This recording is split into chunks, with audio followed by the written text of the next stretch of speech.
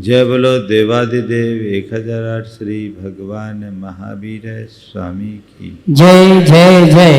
अहिंसा परमो धर्म की जय जय जय। परम पूज आचार्य गुरुवर श्री विद्यासागर जी महाराज की जय जय जय। बोले परम पूज्य मुनि श्री प्रमाण सागर जी महाराज की जय जय जय। मुनि श्री निर्विक सागर संतान सागर जी महाराज की। एक बार किसी युवक ने पूछा कि महाराज श्री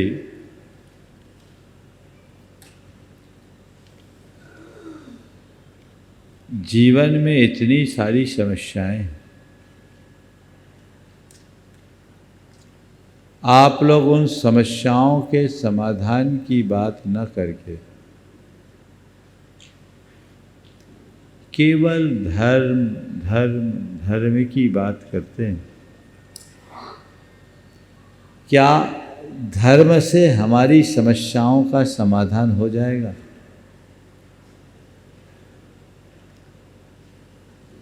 तो मैंने कहा धर्म के अलावा ऐसा क्या है जिससे हमारी समस्याओं का समाधान? सच्चे अर्थों में यदि देखा जाए तो धर्म ही एकमात्र ऐसा आलंबन है जिसके बल पर हम अपने जीवन की समस्त समस्याओं यानी दुखों का समाधान प्राप्त कर सकते हैं। उसने कहा महाराज धर्म से हमारे दुखों का समाधान कैसे होगा? मैंने कहा हाँ होगा। तुम्हारे पास जितने दुख हैं ले आओ, मैं सबका समाधान चुटकियों में कर दूंगा। उसको बड़ा अटपटा लगा और आज मैं आप लोगों के लिए भी कह रहा हूं, आज मैं प्रवचन देने नहीं आया, आज आपके दुखों का निदान करने आया। सुबह सुबह भगवान आज सपने में आए और भगवान ने कहा बहुत हो गया, आज सबको छुटकारा दिला दो। आप लोगों को चाहिए छुटकारा? हाँ तो चलो बताओ आपको क्या क्या दुख है। आज मैं अपना दरबार लगाता हूँ और क्या क्या दुख है, जिसको जितने प्रकार के दुख हैं लिस्ट ले आओ, मैं एक एक करके सबका समाधान करके उठूंगा। लाएंगे आप लोग? बोलो कहाँ से शुरुआत करें? बोलो क्या दुख है? हाँ ये लोग तो बोल रहे हम लोगों को तो दुख ही नहीं है महाराज, है ना? नहीं है ना? हाँ आप लोगों को कोई दुख है? हाँ क्या है बोलो? नहीं है? तो जब दुख ही नहीं है तो डॉक्टर की जरूरत क्या है? मैं भी चलता हूं। बीमारी हो तो इलाज, और बीमारी नहीं तो इलाज की जरूरत क्या? बोलो है कोई दुख? महाराज आप दुविधा में डाल दिए हैं। अब सार्वजनिक रूप से आप पूछोगे और अपने हृदय का दुख बता देंगे तो पोजीशन डाउन हो जाएगी और एक नया दुख हो जाएगा, पोजीशन बिगड़ने का नया दुख। चलो हम आपकी इस दुविधा का भी समाधान कर देते हैं, हम आपसे बिना पूछे आपके दुखों का निदान कर देते हैं। अब तो राजी हैं महाराज? ऐसे ही तो चाहिए। ऐसा वैद्य बहुत मुश्किल से मिलता है जो नाड़ी पकड़े बिना बीमारी पकड़ लेता है। पर चिंता मत करो, गुरु कृपा से ये योग्यता हमें प्राप्त हो गई है। आप सब संसार के जितने भी प्राणी हैं ना, उनके दुखों को यदि कंसोलिडेट करें, एकीकृत करें, तो सब मिलाकर 4 प्रकार का दुख है। पांचवा दुख नहीं मिलेगा। 4 प्रकार का दुख है। एक कल्पना जन्य दुख, दूसरे प्रकार का दुख होगा वियोग जन्य दुख, तीसरे प्रकार का दुख अगर मिलेगा तो अभाव जन्य दुख होगा, और चौथे प्रकार का यदि दुख होगा तो परिस्थिति जन्य दुख होगा। कल्पना जन्य, वियोग जन्य, अभाव जन्य और परिस्थिति जन्य, सारे दुखों को ले आओ। इन 4 से बाहर कोई दुख नहीं है। समझ गए? और हमारे पास ऐसी टेक्निक है जो किसी भी कैटेगरी का दुख हो पल में दूर हो जाए। चलो सबसे पहले हम कल्पना जन्य दुख की बात करते हैं। मैंने कहा था धर्म ही एक ऐसा माध्यम है जिससे सारी समस्याओं का समाधान होता है। तो पहले हम समस्या और फिर उसका समाधान। कल्पना जन्य दुख क्या है? हम लोग बहुत सारी चीजें अपनी अवधारणा में ऐसी बना लेते हैं जो वास्तविक नहीं है, काल्पनिक है, और उस काल्पनिक बात में उलझ जाने के कारण हम दुखी होते हैं। और यदि हम उसे और गहरे में जाएं तो सबसे पहले हमने अपने आप को जो मान रखा है उस मान्यता को मेंटेन करने के लिए हम लोग बहुत परेशान होते हैं। आपने अपने आप को क्या मान रखा है? मैं समाज का एक प्रतिष्ठित व्यक्ति हूं, मेरी समाज में एक बड़ी पहचान है, मैं एक पैसे वाले व्यक्ति के रूप में जाना पहचाना जाता हूं, सब लोग मेरी महत्ता आंकते हैं, मैं घर का मुखिया हूं, मैं एक बड़ा व्यापारी हूं, मैं एक समाज का संचालक हूं, मैं बड़ा ज्ञानी हूं, मैं बड़ा विद्वान हूं, मैं बड़ा तपस्वी हूं, मैं बड़ा त्यागी हूं, मैं रूपवान हूं, मैं प्रतिभा संपन्न हूं। ये चीज़ें जो मैंने अपने मन में जोड़ रखी, इसे एकदम छोटे से शब्दों में कह दूं तो मैं सर्वश्रेष्ठ हूं, और अपनी इस श्रेष्ठता को मेंटेन करने के लिए मैं 24 घंटे परेशान होता हूं। और मुझे तब बड़ी तकलीफ होती है जब मुझसे कोई आगे निकल जाता है, होता है, और उस समय भी मैं बहुत परेशान होता हूँ जब मैं अपने आप को पिछड़ा हुआ महसूस करता हूँ। मैं आपसे पूछता हूँ, मैंने अपने आप को जिस रूप से माना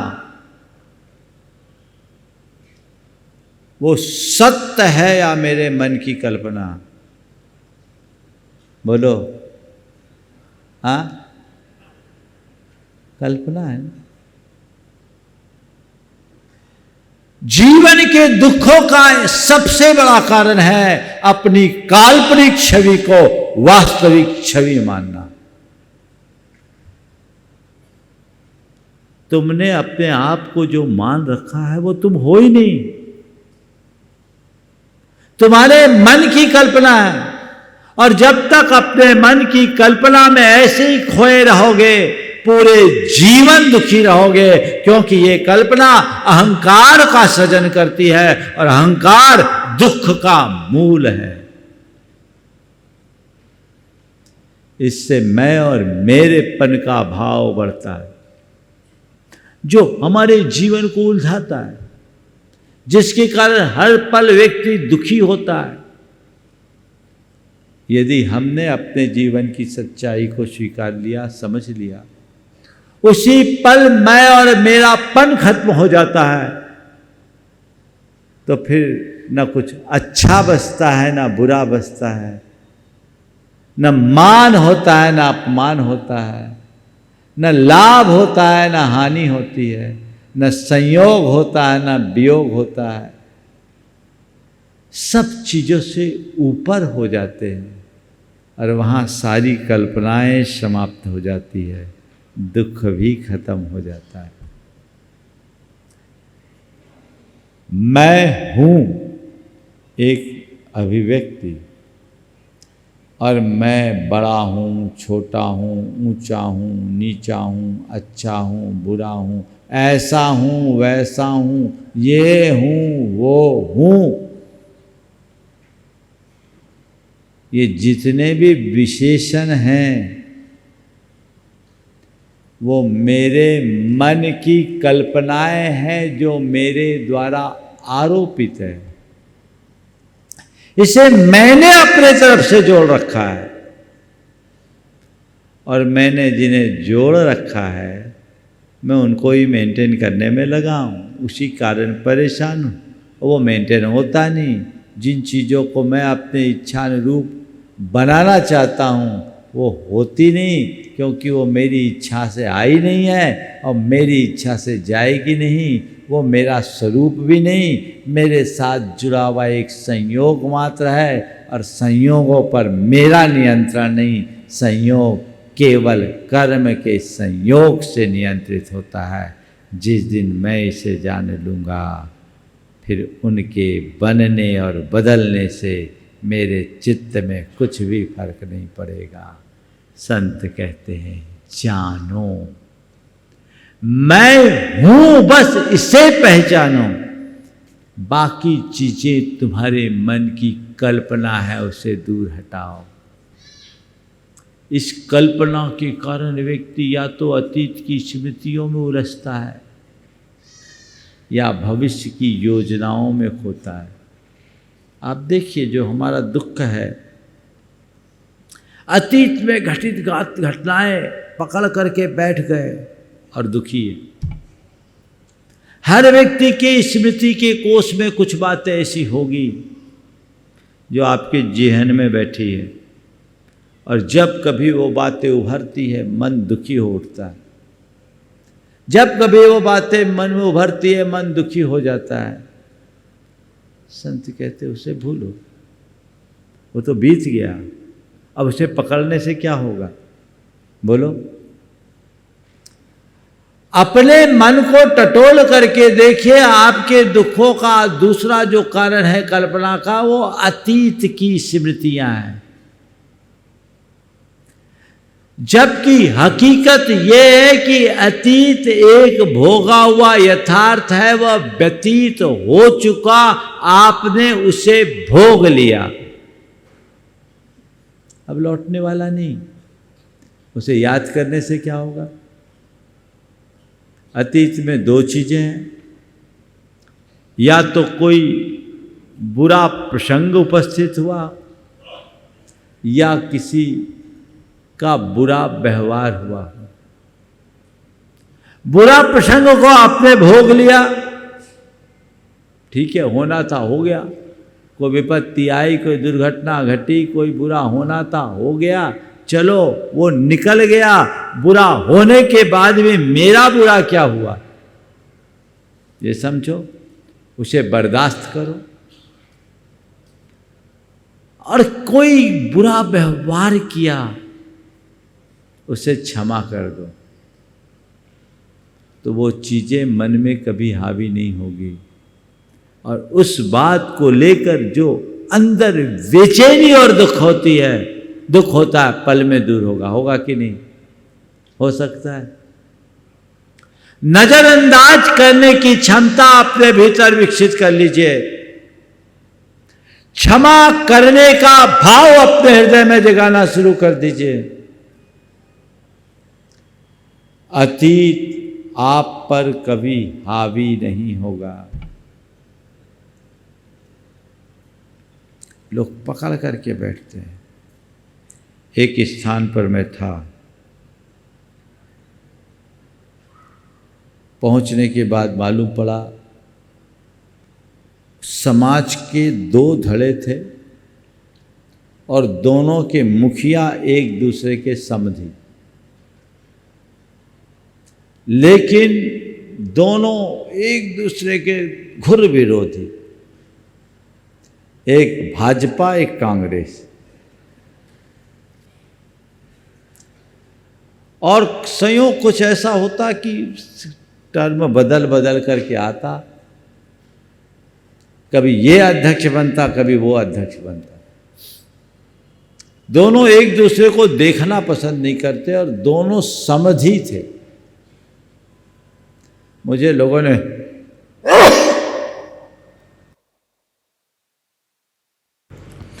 ने बताया कि महाराज जी आप आए हो और ये पहली बार ऐसा देखने में आया है कि सांप नेवला इकट्ठे दिख रहे।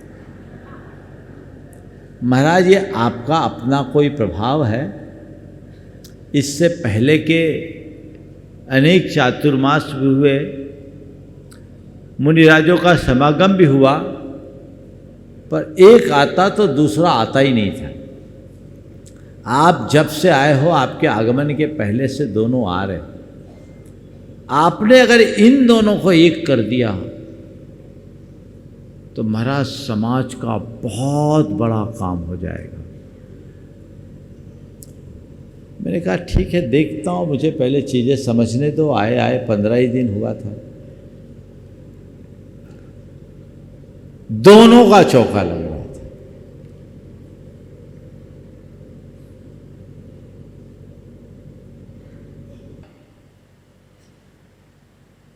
जो अध्यक्ष था उसके यहाँ आहार हुआ। आहार के बाद वो मुझे छोड़ने आए। जब वह छोड़ने आया, थोड़ी देर इधर उधर की बात हुई।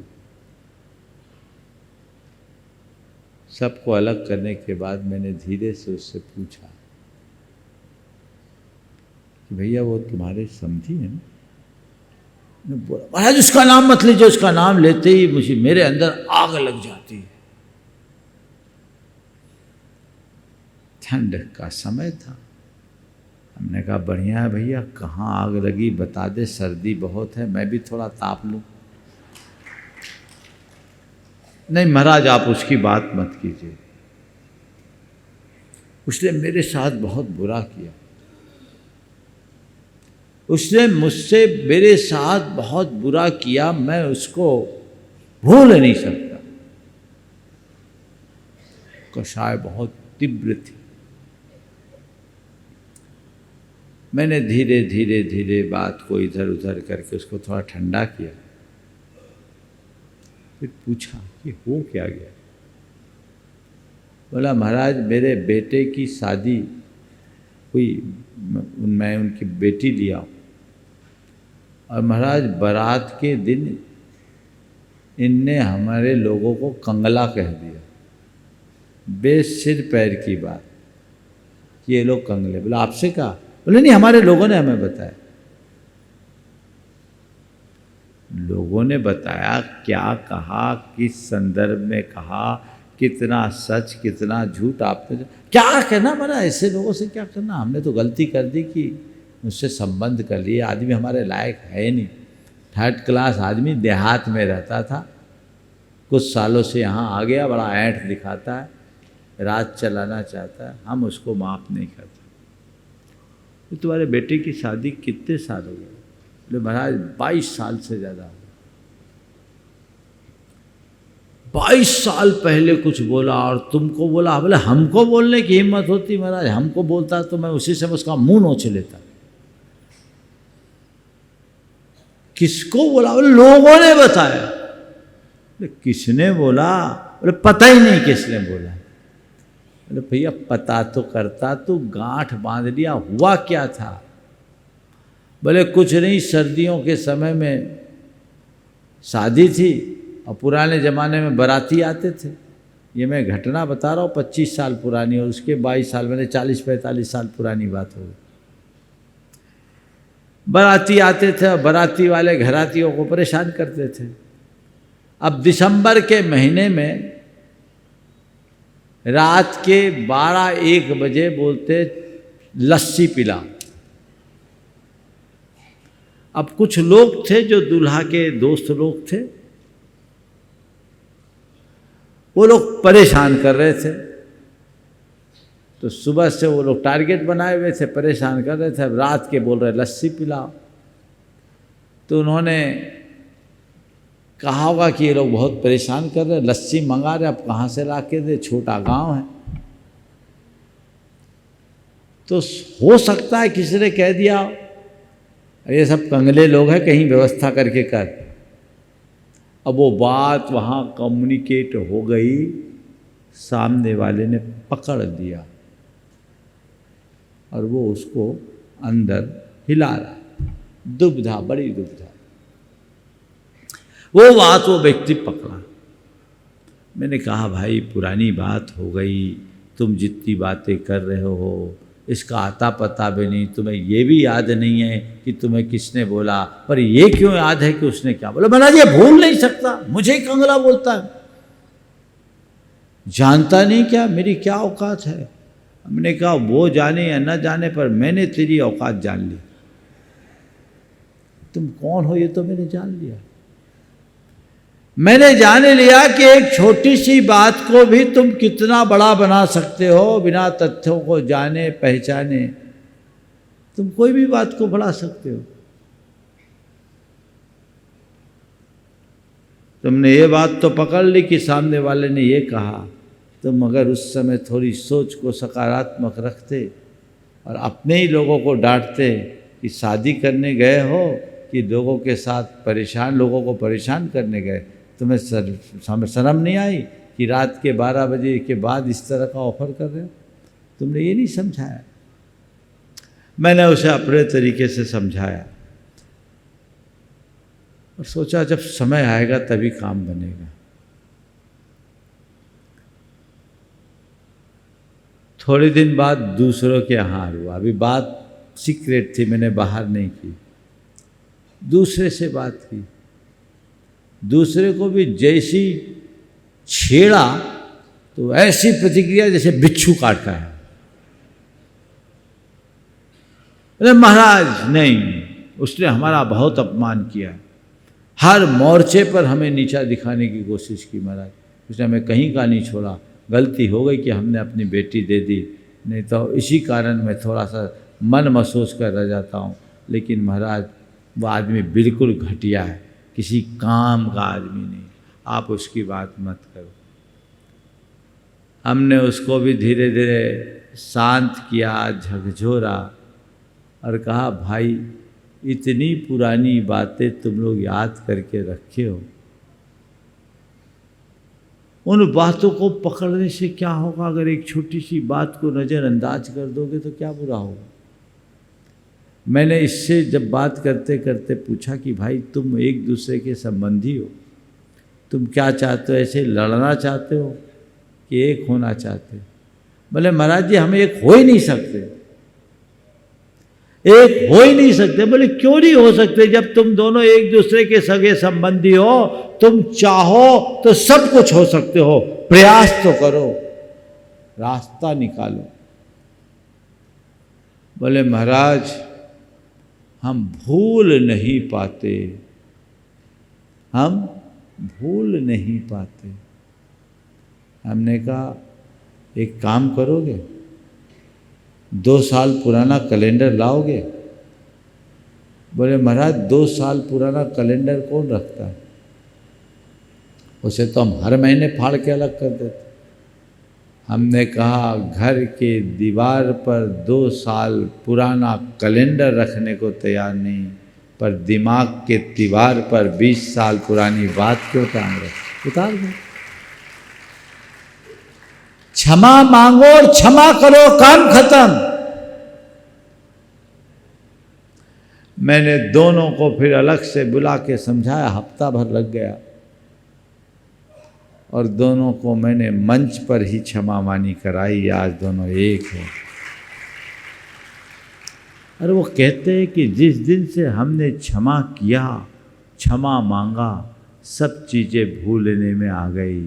मैं आपसे ये घटना केवल इसलिए सुना रहा था कि अतीत की बातों को, जो घटनाएं हैं, उसे बर्दाश्त करना चाहिए, और किसी का दुर्व्यवहार हो उसे क्षमा करना सीख लेना चाहिए। जिस दिन ये बातें सीख लेंगे, अतीत आप पर कभी हावी नहीं होगा, और अतीत हावी नहीं होगा तो अतीत जन्य दुख भी आपसे दूर होगा। होगा कि नहीं?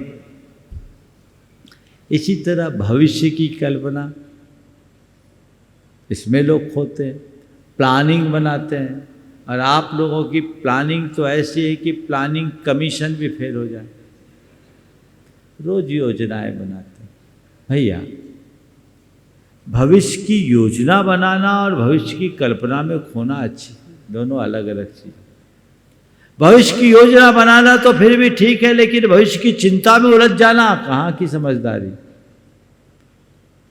आने वाले कल के प्रति सचेत रहना समझदारी है, और कल की चिंता में उलझ जाना हमारा पागलपन। हमें एक बात सदैव याद रखना चाहिए कि मेरी चिंता से मेरा भविष्य नहीं सुधरेगा, मेरी चेष्टा ही मेरे भविष्य का निर्माण करेगी। मेरी चिंता से मेरा भविष्य नहीं सुधरने वाला, मेरी चेष्टा ही मेरे भविष्य का निर्माण करेगी। मैं अच्छी चेष्टा करूंगा तो मेरा अच्छा भविष्य बनेगा, ये विश्वास देगा। और ये सब कुछ मेरे कर्मों के अधीन है। जो कल देगा वो कल की व्यवस्था भी देगा।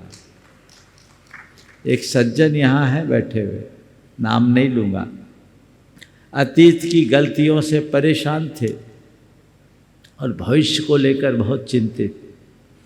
मेरे पास आए, बड़े भारी मन से आए, उनने अपनी व्यथा कथा की।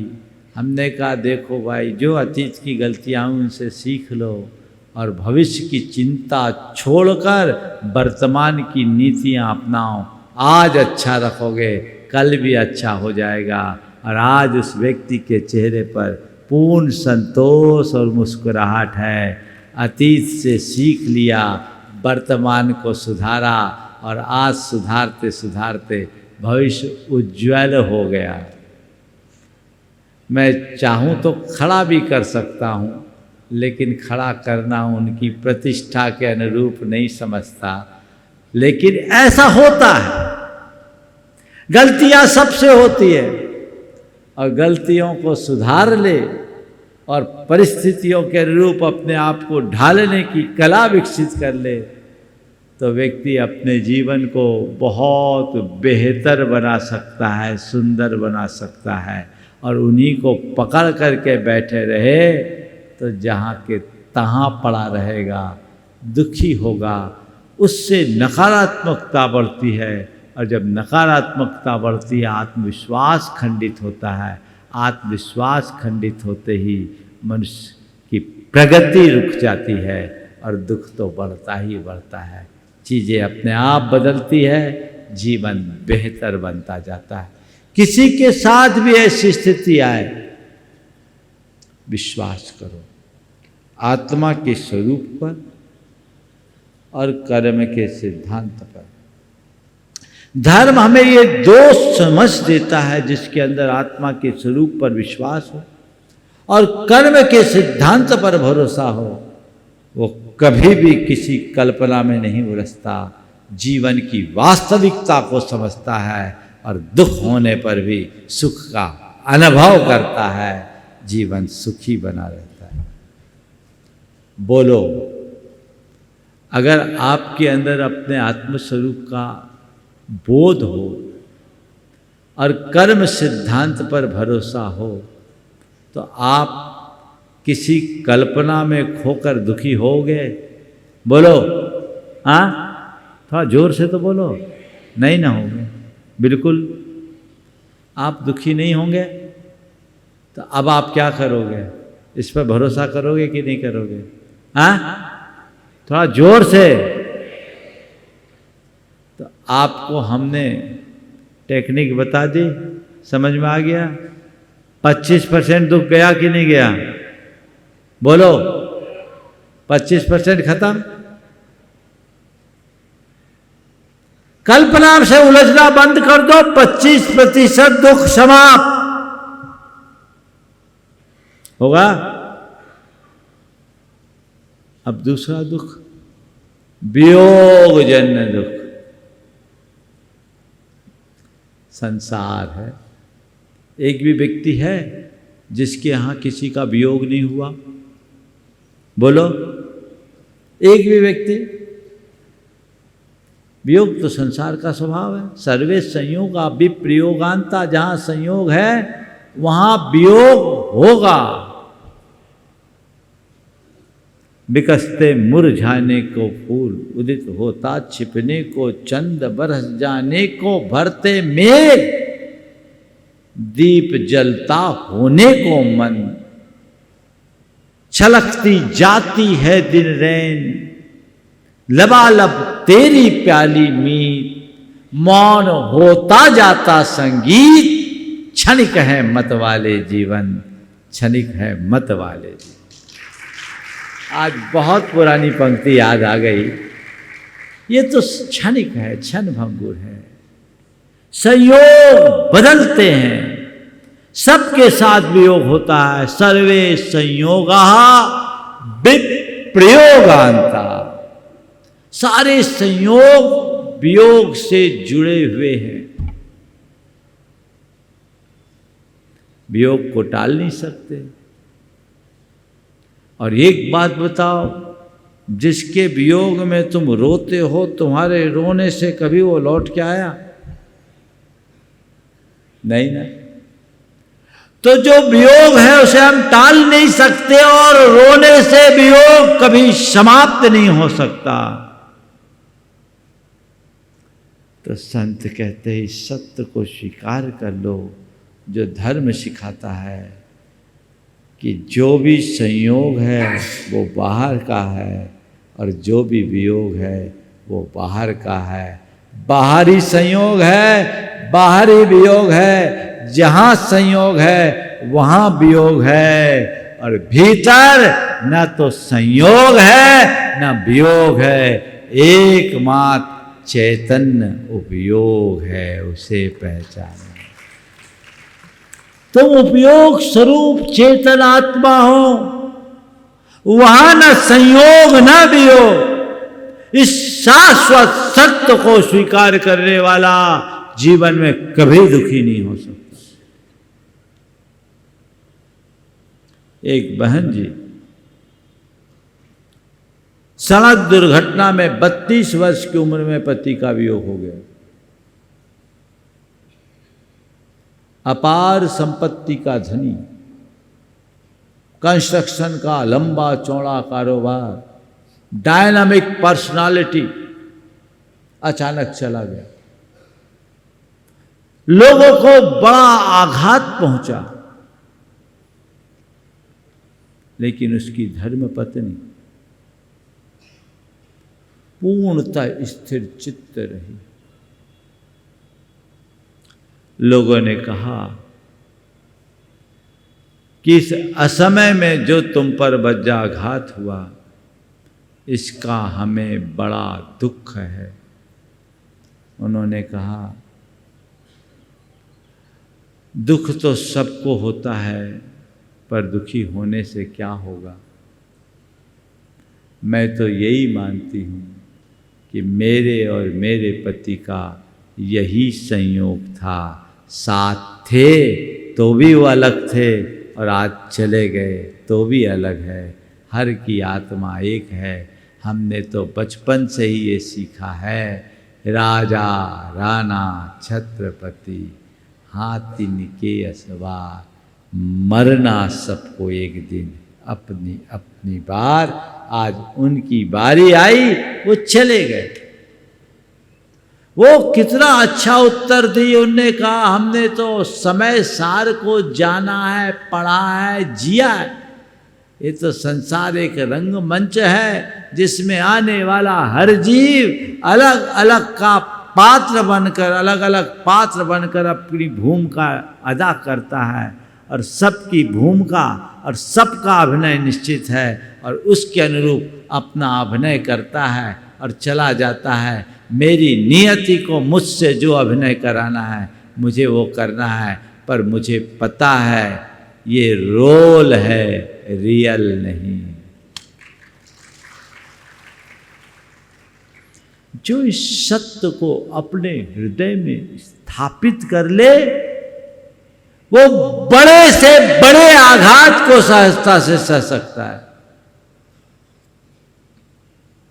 उसे कुछ नहीं हुआ, पर इसके साथ उनके पति की मृत्यु के बाद उनके जेठ लोग की नीयत खराब हुई, संपत्ति को डकारने की कोशिश की। कुछ लोगों ने आकर कहा कि देखो तुम्हारी सारी संपत्ति को लोग ऐसा कर रहे, वैसा कर रहे, बिजनेस को हड़प रहे हैं, ऐसा कर।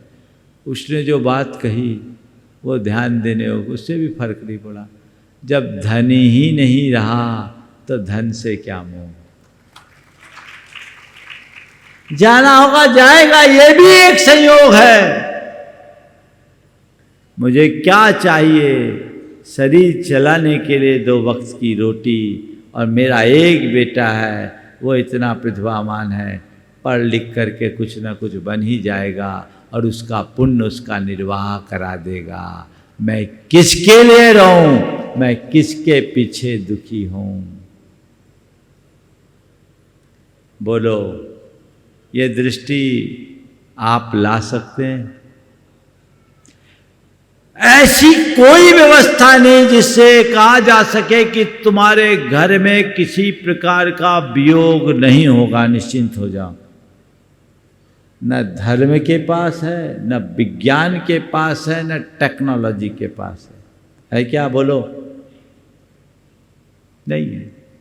पर धर्म के पास एक ऐसी टेक्निक है कि चाहे कितना भी वियोग हो और चाहे जैसा भी वियोग क्यों ना हो, तुम अविचलित बने रहो। ये हो सकता है यदि संयोग और वियोग की इस भंगुरता को स्वीकार कर लो। बोलो, आप स्वीकार कर सकते हो कि नहीं? बोलो, क्या हो गया इतने धीमे धीमे? हाँ बोलो तो थोड़ा दम से। कर सकते, कब से स्वीकारोगे? आज से ही ना? स्वीकारोगे नहीं महाराज, स्वीकार लिया। स्वीकारेंगे क्या? स्वीकार लिया। बोलो, स्वीकारा कि नहीं? स्वीकार लिया तो 25% और गया, 50% हो गए। अब 50% बचे रहने दो कल के लिए। कि आज ही खत्म करूं? अरे महाराज, छुटकारा ही दिलाओ। ठीक,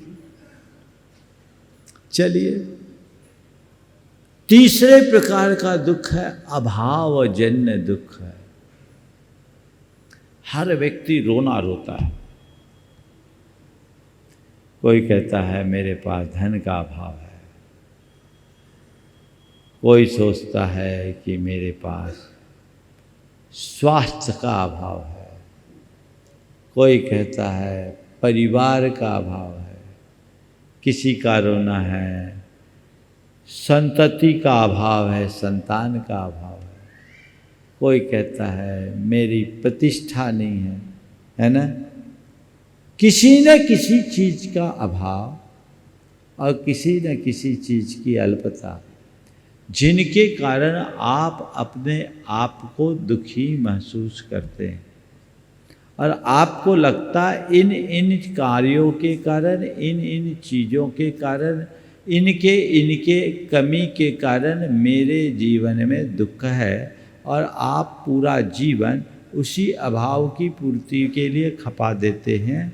अभावों को पूरा करते करते जीवन पूरा हो जाता है, लेकिन अभाव पूरे नहीं होते, वो अधूरे ही बने रहते हैं, क्योंकि संसार अभाव की पर्याय है। जीवन का अभाव भले हो जाए, अभाव का अभाव नहीं हो सकता। ये जीवन का एक सत्य है। आज रविवार है, चलेगा पूरा। ये जीवन का एक बड़ा सत्य है ना। तो फिर मैं आपसे कहना चाहता हूँ, अगर ये सोचते हो कि इन बातों के अभाव के कारण मेरे मन में दुख है, तो पहले उनके निकट जाकर देखो जिनके पास इनका सद्भाव है, क्या वे सुखी हैं? तुम्हें लगता है मेरे पास कम पैसे हैं, इसके कारण मैं दुखी हूँ, तो तुम जिनको अपने से ज़्यादा पैसे वाले के रूप में देखते हो, उसके घर जाके देखो, क्या वो सुखी दिखता है? तुम्हें लगता है कि मेरा परिवार अच्छा नहीं है, इसलिए मैं दुखी हूँ, जिनका परिवार तुम्हारी नज़र में अच्छा, उनके घर जाके देखो, क्या वो सुखी हैं? तुम्हें लगता है कि मेरा स्वास्थ्य अच्छा नहीं है, इसलिए मैं दुखी हूँ, तो जो स्वस्थ हैं क्या वो सुखी हैं? थोड़ा जाकर देखो। तुम्हें लगता है मेरी कोई संतान नहीं है, इसलिए मैं दुखी हूँ, तो जिनके यहाँ संतानें हैं उनके घर जाके देखो, क्या वो सुखी है? हो सकता है तुम्हें वो अपने संतान के कारण दुखी हो।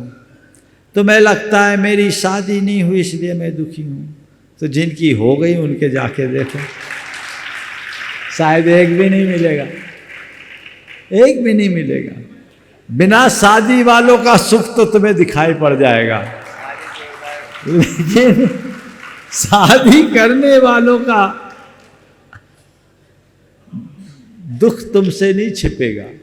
जाके कहोगे तो वो कहेगा, धीरे से अपना रोना बता देगा, क्या बताओ भाई, अच्छा है तुम नहीं फंसे, हम तो फंस गए। सबका ही रोना है ना। एक बार पति पत्नी एक पार्क में घूमने गए, अचानक पत्नी ने एक झाड़ी की तरफ इशारा करते हुए देखा, बोले याद है आज से 22 साल पहले हम लोग इसी पार्क में एक बार आए थे, एक दूसरे से मिले थे? बोले हाँ याद तो है। बोले तब इसी झाड़ी में हम दोनों छिप गए थे, अन्यथा हमारे पापा देख लेते, पापा देख लेते, हम दोनों इसी झाड़ी में छिप गए थे। पति ने जैसे ही सुना वो एकदम उदास हो गया। बोले क्यों उदास क्यों हो गए? बोले अच्छा होता वो देख लेते, अच्छा होता वो देख लेते। बोले क्यों, तुम्हें तो खुश होना चाहिए, वो नहीं देखते। बोले नहीं, मैं कह रहा हूं अच्छा होता वो देख लेते, क्योंकि यदि वो देख लेते तो आज हम आजाद होते, आज हम आजाद होते। तुम अभाव के कारण अपने आप को दुखी मानते हो। थोड़ा देखो जिनके पास उनका सद्भाव है, क्या वे सुखी हैं? पाओगे। उनका भी वही हाल है,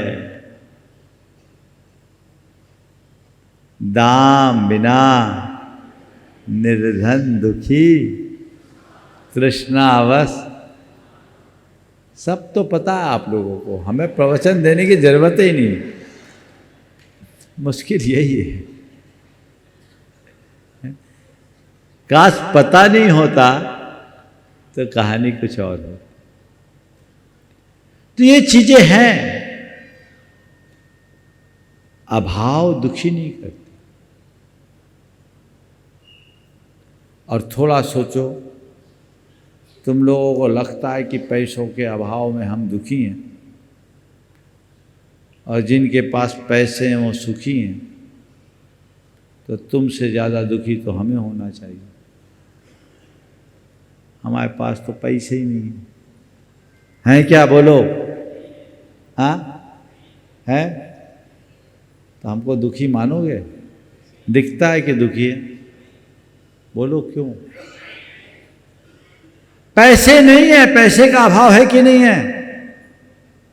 हम दुखी नहीं हैं, लेकिन उस क्षण हम दुखी हो जाएंगे, उसी क्षण हम दुखी हो जाएंगे जिस दिन मुझे पैसे के अभाव का एहसास होने लगेगा।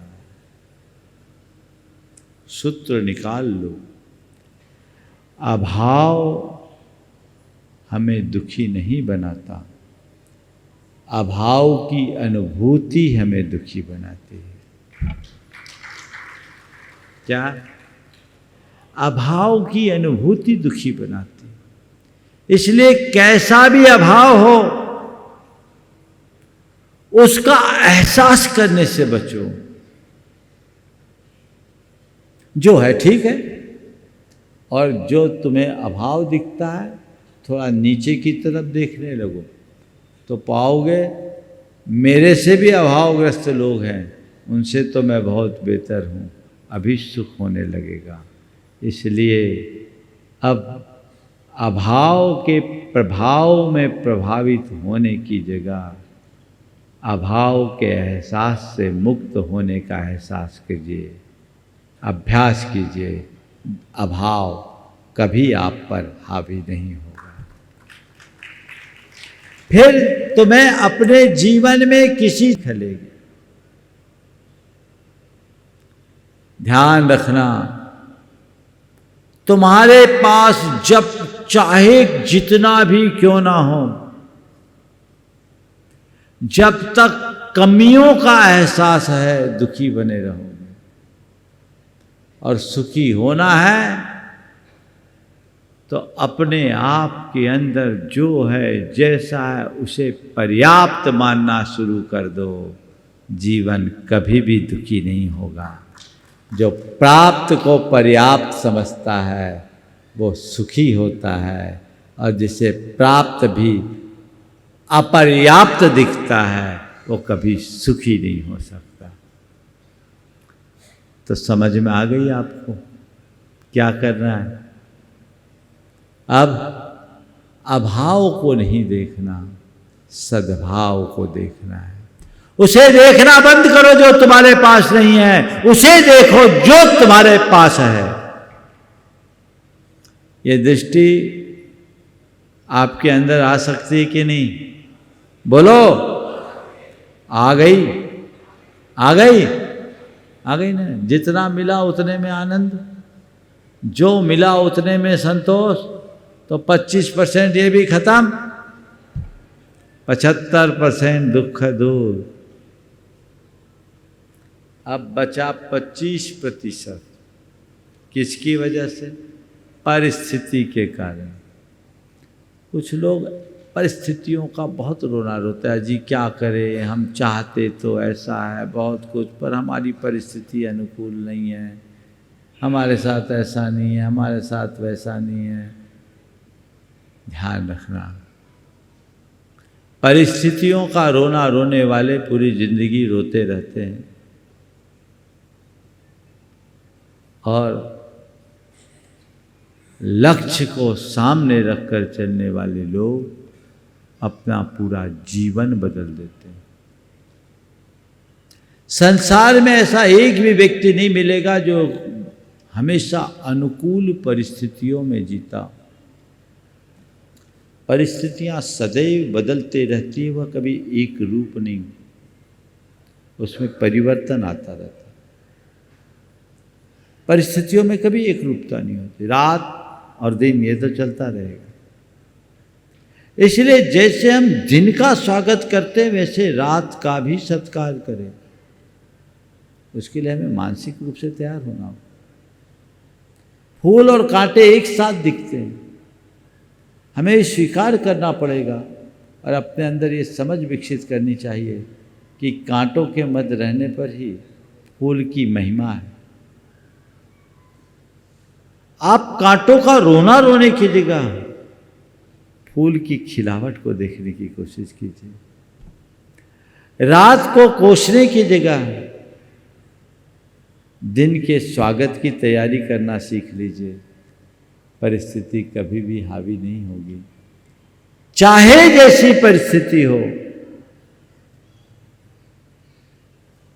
कोशिश करो परिस्थिति को बदलने की। अगर बदलने की संभावना है तो बदलो, और ऐसा लगता है कि ये परिस्थिति अटल है, अपरिहार्य है, तो अपनी मनस्थिति को बदलने की कोशिश कर लो। हमेशा एक बात ध्यान रखना, परिस्थिति हमारे हाथ में नहीं है, मनस्थिति हमारी है, वो हमारे हाथ में है। परिस्थिति को बदलना समय सापेक्ष है, मनस्थिति बदलना एक पल की बात है। जो हमारे हाथ में है उसे हम संभालें, जो हमारे हाथ में नहीं है उसके पीछे न रोएं। यदि व्यक्ति अपनी मनस्थिति को परिस्थिति के अनुरूप ढालने की कला विकसित कर ले तो उसका जीवन धन्य हो सकता है। समय आज होने वाला है, इसलिए मुझे परिस्थिति को देखते हुए अपनी मनस्थिति को बदलना पड़ रहा है। आप लोग भी दुखी ना हो, यहीं पर विराम दें।